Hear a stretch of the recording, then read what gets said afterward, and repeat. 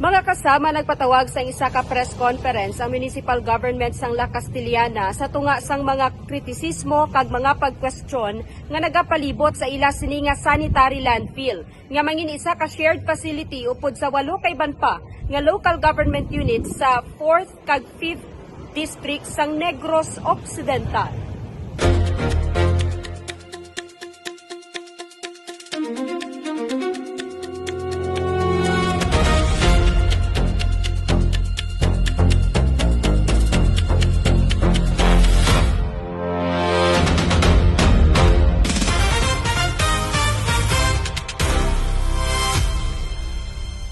Sa pagpanguna nanday Mayor Añejo Nicor kag Vice Mayor Romayla Nicor mangilimutan, ilagin patpat ang timeline sang pagtukod sa sanitary landfill bilang compliance sa RA 9003 nga sadtong tuig 2000 pa napasar. So nakita nila sa 9 LGUs na i-cluster.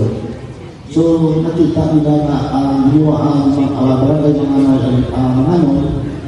Nakastilyan na nakita nila nakapasang makita sa isisi. Nag-agi man ini sa nagakaigo nga public hearing kag natalakay sa General Assembly sa barangay apang ang problema ang mga nagareklamo ang wala man nagtambong sa mga ini.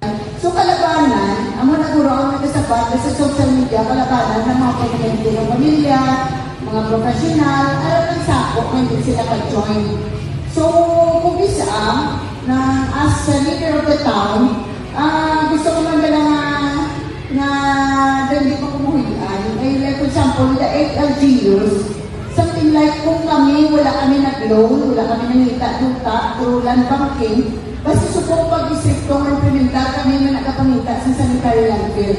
Sa pihak sini, ginpasiguro ni Municipal Engineer Josimar Victorino nga hindi mangin health hazard ang sanitary landfill. Ang sabuan with 8 NGOs, dapat residual plastic waste na ginagawa. Ang hindi na ginagawa ng kuslan.